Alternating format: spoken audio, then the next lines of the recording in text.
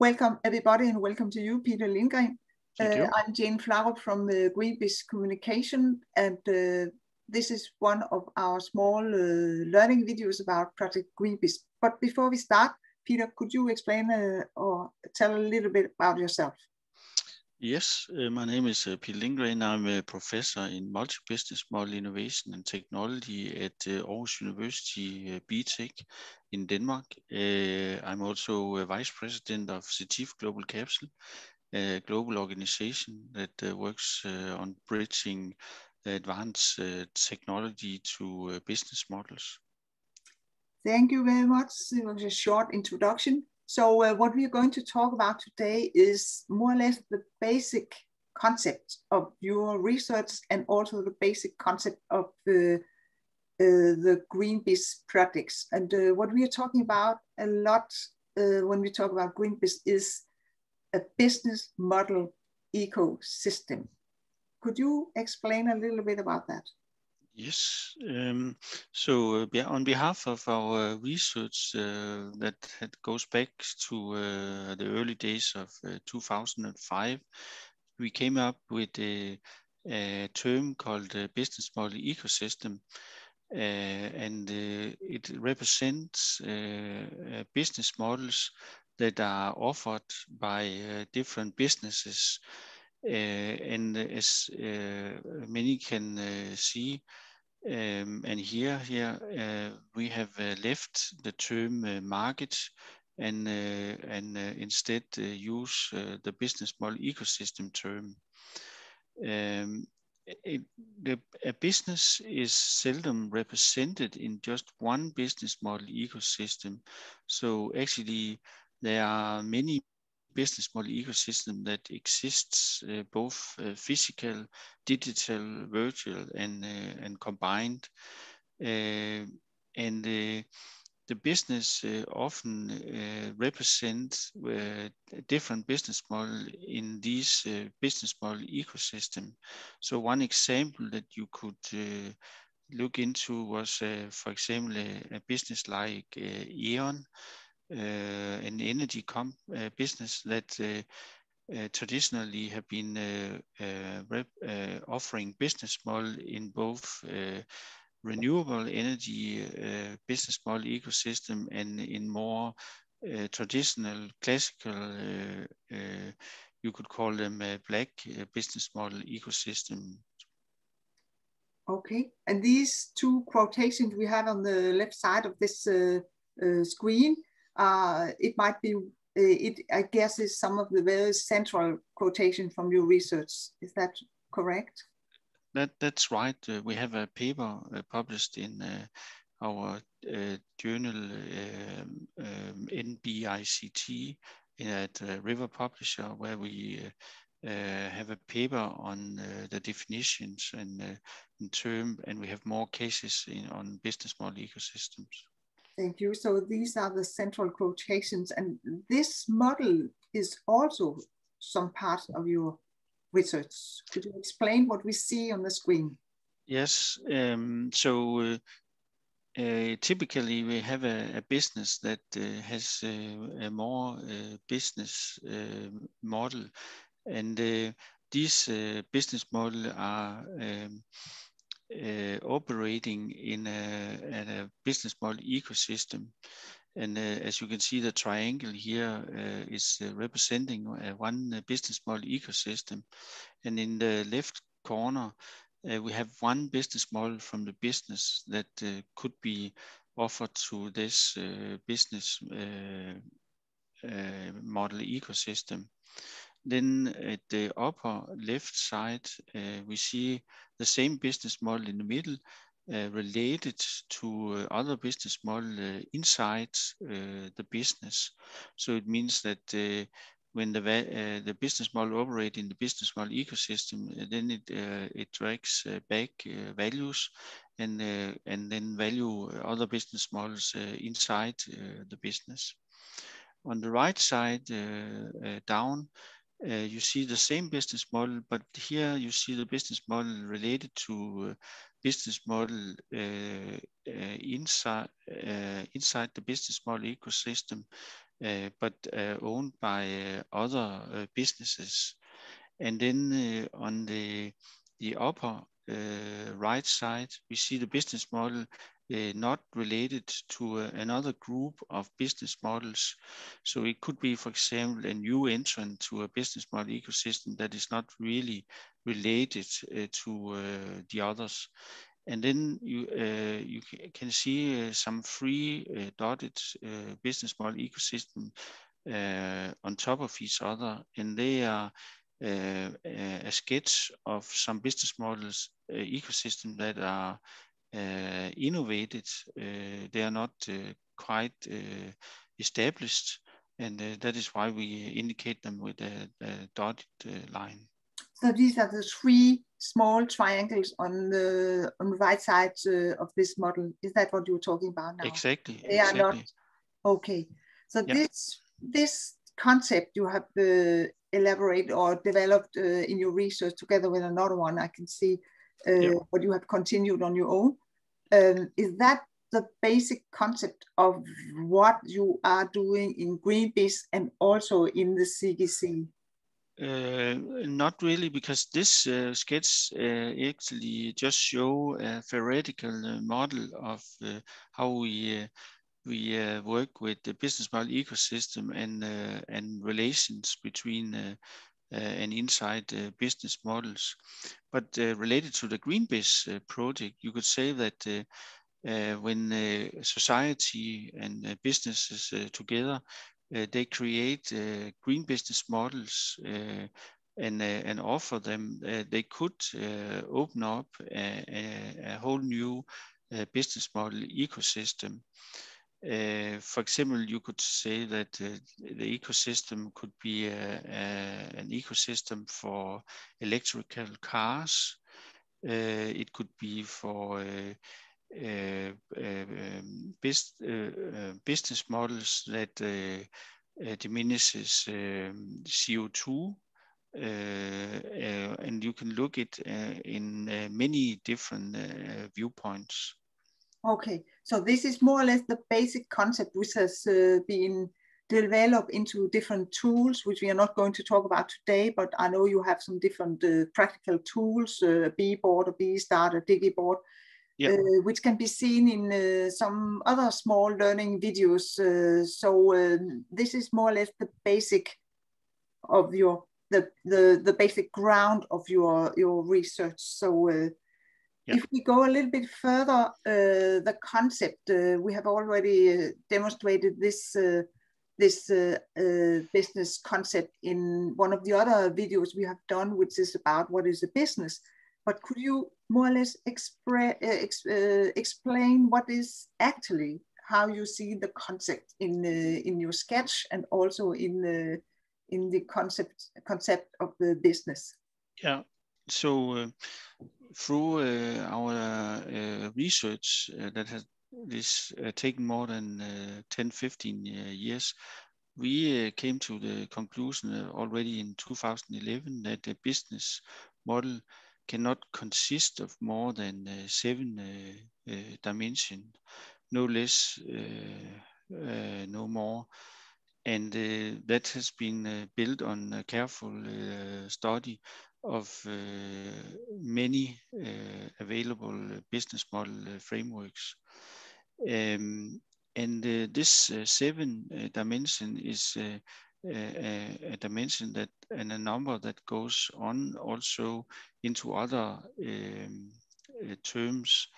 For example, also an overall business model for a business, where it also has 7 dimensions, and also for a business model ecosystem that, funny enough, also has 7 dimensions. The 7 dimension is referred to in our papers, but very quickly it relates to value proposition, users and customers, value chain functions, competencies, network, value formula, and relations. And what is interesting here is that the businesses, they offer these business models to one or more of the business model ecosystems available or under creation. And the business is, and that is another special thing about our framework. The business consists of both as-is and to-be business models. So we actually include both those who are under innovation and those who are already operating in the business model ecosystem. Okay, so the 7 dimensions is or the 7 you just mentioned, and you have found by comparative studies of a lot of business models, canvassing and whatever they are called, and you have found that more or less all business models consist of 7 dimensions. Yes, that's right. That's really interesting. So so the number of 7 is basic for all different terms in this, but they have different names. Is that right?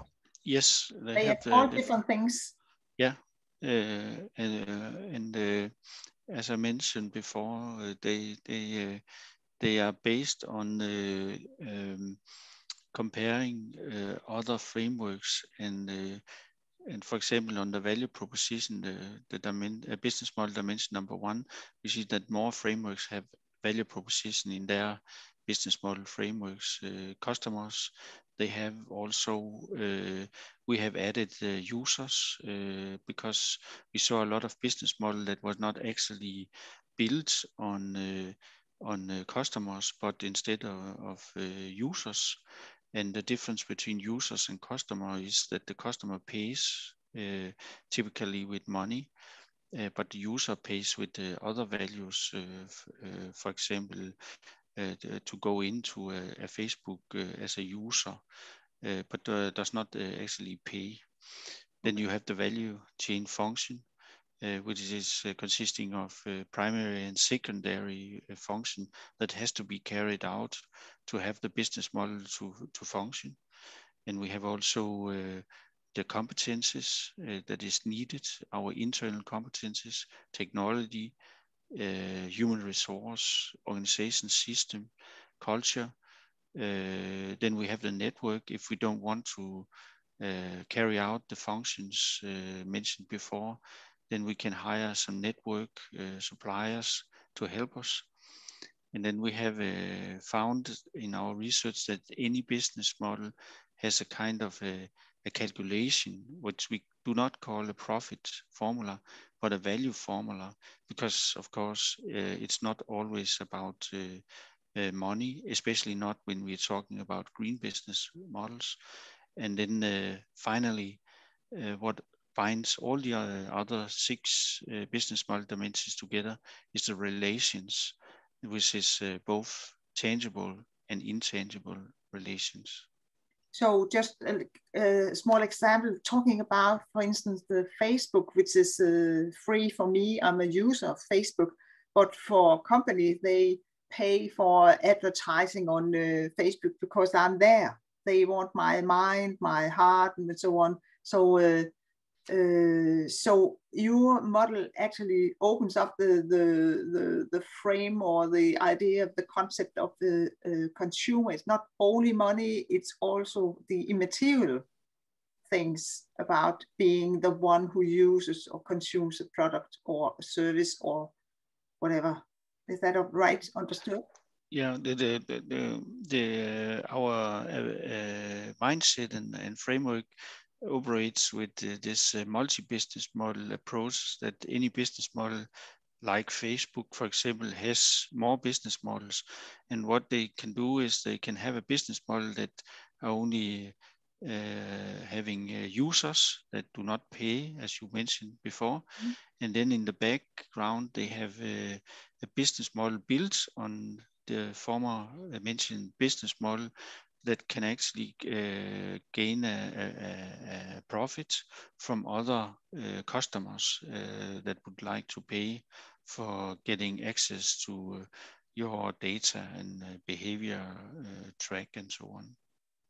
So before we talk too much about this, I will just mention a short, small example. This opens for discussion about how the newspapers actually survive this battle with Facebook, because they ask me for money to read the articles in, for instance, Jyllands-Posten or some other Danish newspapers or global newspapers, but I don't want to pay for it. So they have to reevaluate or redo their business model, I guess. So let's continue a little bit, Peter. This is more detailed what you already have said, but maybe you will try to explain a little bit what we see here on the left side of the screen. Yes. So as I mentioned before, we do not we do not use the term market because it's too limited and very much related to the user customer business model dimension in the ecosystem, because the business model innovation area has many more business model dimensions that you can innovate on. And a business model ecosystem, as I said before, is representing a lot of business models from a lot of different businesses, and they are kind of, you could say, swimming around in the business model ecosystem and offering their value proposition to the customers. The business model ecosystem, funny enough, is also consisting of 7 dimensions, and the same as we were mentioning before. And if one of them are missing, then the business model ecosystem can simply not function. The same as if a business model is lacking 1 or 2 of these dimensions, it cannot function. And the same is with the business. If it's lacking, for example, customers, it cannot survive in a long-term perspective. Maybe it can survive on users, but then it has filled out that dimension also. The issue here is that the business is seldom represented in just one business model ecosystem. So typically you will see that, for example, a restaurant in these COVID-19 days, they are now offering their business model, for example, in takeaway, in serving food with a cook in home, maybe sending it out to businesses office for food at lunchtime. So they are kind of offering these business models in different ecosystems. If I relate it to energy, you could say that overall we have an energy business model ecosystem, but that can now be divided into a smaller business model ecosystem, for example, for black energy, for green energy, and these business models, you would see that some of them are old, some are new, some are operating on a long-term and a short-term basis, and they have different shapes and different businesses with their business model involved. There is also another interesting thing here, and that is that a business model ecosystem is not just as is business model, but also in our approach and framework to be business model. And you see old as is business model system being disrupted sometime by to be business model ecosystem. So for example, what we are seeing in the car business model ecosystem is that the new electrical cars are kind of substituting the old black energy cars, but very soon there might be a situation where electrical cars would be disrupted by an energy type that we might not know right now. Then finally, we operate with a term called vertical and horizontal ecosystems. So vertical will typically be that you have an ecosystem for suppliers for the windmill industry, which we again do not call industry but business model ecosystem. And these windmill ecosystem will then offer their value proposition to another ecosystem, which could be, for example, the business model ecosystem for business that would finance the setup of windmills in different areas. So it's a kind of a vertical that are building on top, a business model ecosystem that are building on top of each other. The horizontal business model ecosystem is they are aside each other. So it could be, for example, a business model ecosystem for circus, a business model ecosystem for cabarets, or business model system ecosystem for theaters, maybe rock music, maybe festivals, and they are kind of aside each other and on a horizontal basis. So this is, could you just sum up, is this a quite new way of looking at the business model ecosystems? You don't use the word, the term market or company or industry, but is this a quite new way of taking a look at the whole business world?